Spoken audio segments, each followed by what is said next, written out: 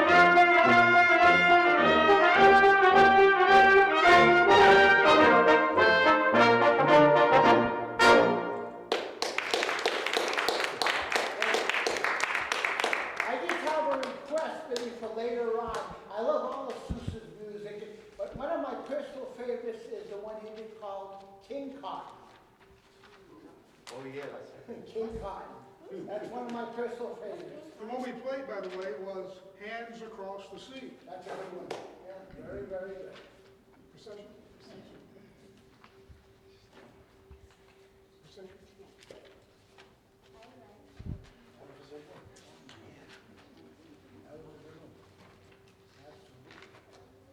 We're going to continue now with a composition by the Russian composer Nicholas Rimsky-Korsakov. Rimsky-Korsakov was a Russian composer in the early 20th century. He wrote a concerto for trombone. So we appreciate that. This is a piece entitled Procession of Nobles.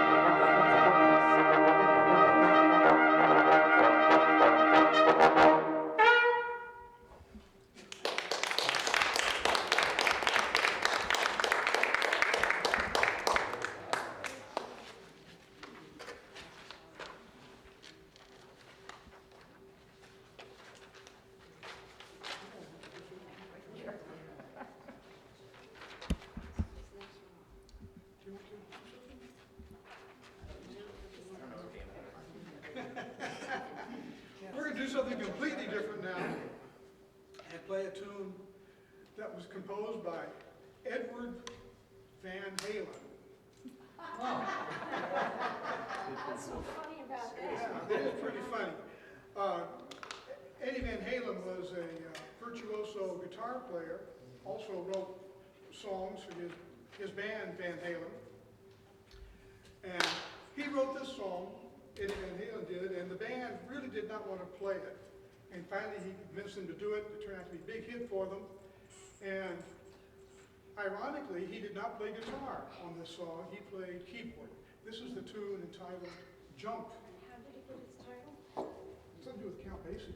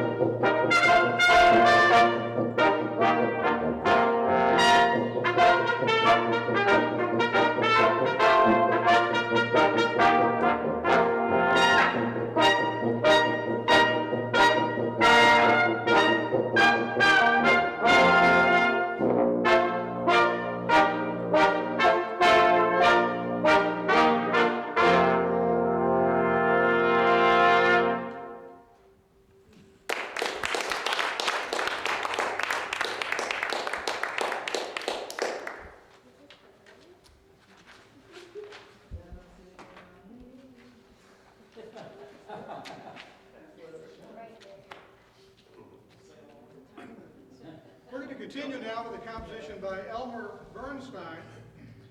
He was an American composer who's best known for movie scores. He wrote scores for 150 movies, not to mention 80 television shows.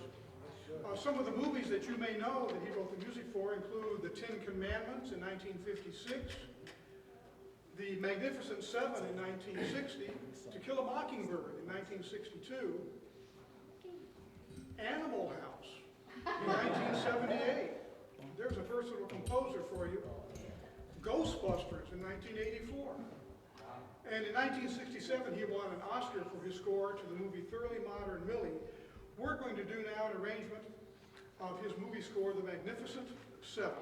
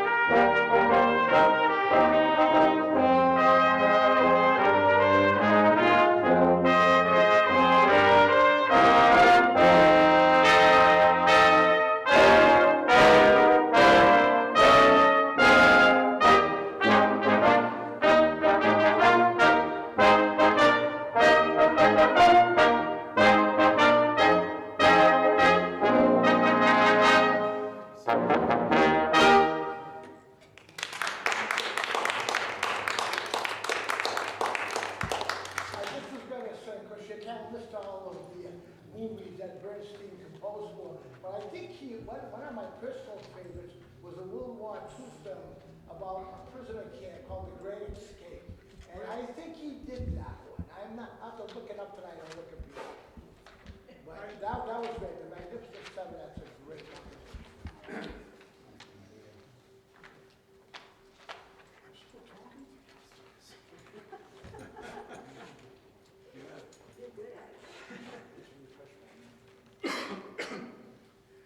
A composer who came shortly after Ella Bernstein, who wrote the music for all the other movies you've ever heard, ever seen, was John Williams. And of course, you also know John Williams as the former conductor of the Boston Pops, replacing Arthur Fiedler when he retired. So he conducted Boston Pops. He wrote the music for many movies, some of the best known, of course, Star Wars is one, Schindler's List, E.T., and Jurassic Park.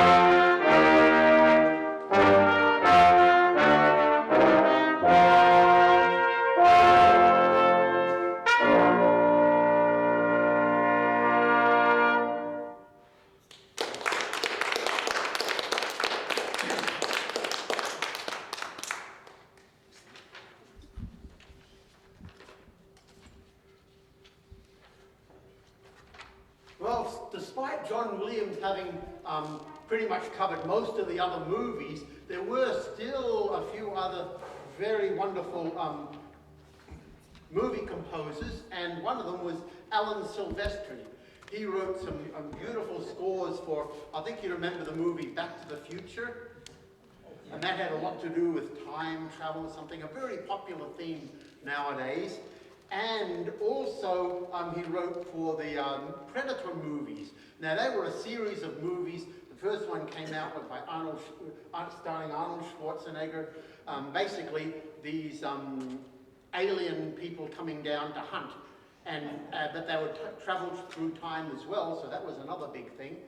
So time travel ties these two together. So this arranger, Brian Sadler, had the great idea, what if we kind of like a hybrid monster, combined Back to the Future with the Predator movies. And there were several Predators. There was the Predators, there was something Mean Predators, there was Predators Against the Aliens and everything like that. So that was a lot of, about 5 different movies. So he made this hybrid monster called Back to the Predator. And that's what we're going to play for you now.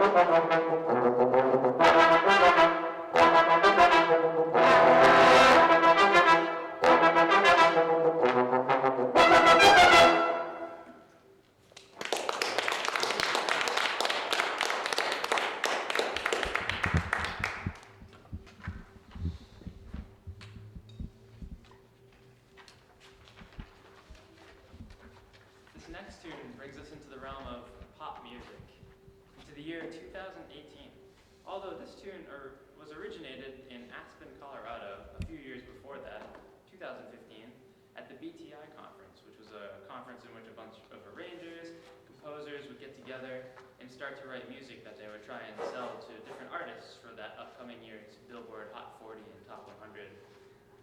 So they devised this melody, and they started trying to sell it to different pop artists, and nobody was interested. They really didn't want anything to do with this piece, until a guy named Brendan Urie came along. And Brendan Urie is the guy behind the pop group Panic at the Disco that got really big in the early 2000s. And in 2018, this melody, he turned it into a tune called High Hopes, which topped the charts in that year, and has since become a kind of an anthem for anybody of the millennial and Gen Z generations. Now, I said it was a pop tune, so it's got a lot of electronic music, synthesizers, vocals, none of which are up here. It's going to be kind of cool to see how this translates into a brass quintet piece. So here is High Hopes. This is the half note. 1, 2,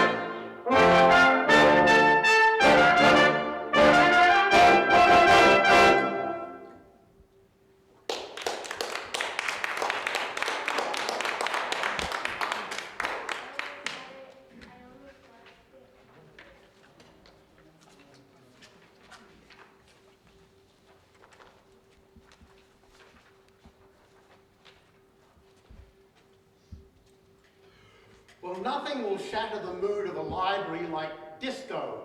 And that's what we have for you next. We have a disco tune. Not just any disco tune, but the quintessential disco tune. This is by the Bee Gees, who are a group, they're actually from Yeah, they were born in England, then they moved to Australia. Then when they got good, they left there and went to back to England.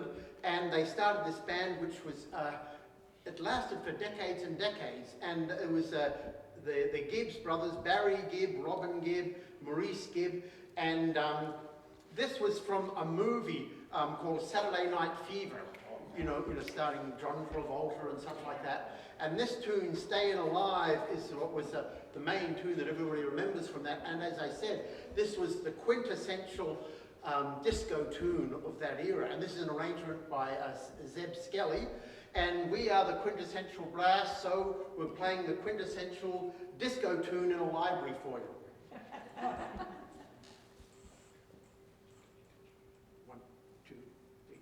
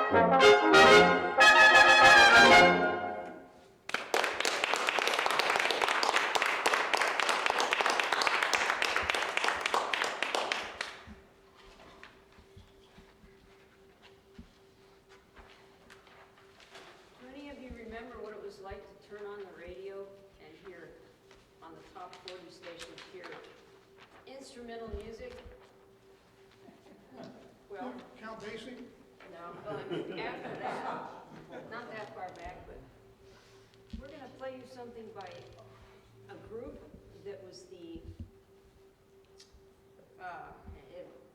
represented the commercial adult pop sound of the 60s. And this was a group led by Herb Alpert. It started out just Herb Alpert in his garage recording studio, inspired after going to a bullfight, and he was inspired by that style of music, so he recorded his first tune, Lonely Bull, which became a big, huge commercial success, and then after that, he was asked to go on tour, but he didn't have a band, so he hired a bunch of studio musicians, and they became the most popular group in the country, outselling like more records than the Beatles, and the rest is history. So they were really huge, and what brass quintet can like exist without playing music by the Tijuana Brass?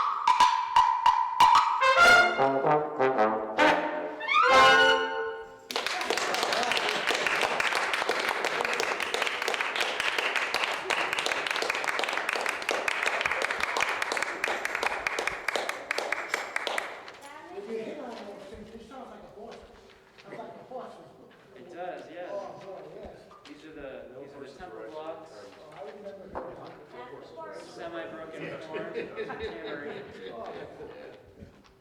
So we're gonna move on from the era of the Tijuana Brass into the late 90s, the era of boy bands, the likes of NSYNC, the Backstreet Boys, Justin Timberlake, and none other than the Frosted Tips. In the late 90s, a female vocalist started to emerge into the pop scene, and her name was none other than Britney Spears. And in the early 2000s, she came out with another hit that topped the charts in 2003. This was entitled Toxic. Many of you probably remember this melody, for better or for worse. And lately, Britney's been in the news for better or for worse. Hashtag Free Britney. Again, another pop tune in which we're going to turn into the style of brass quintet, which I think this one works the best out of all of them. So enjoy, this is Toxic.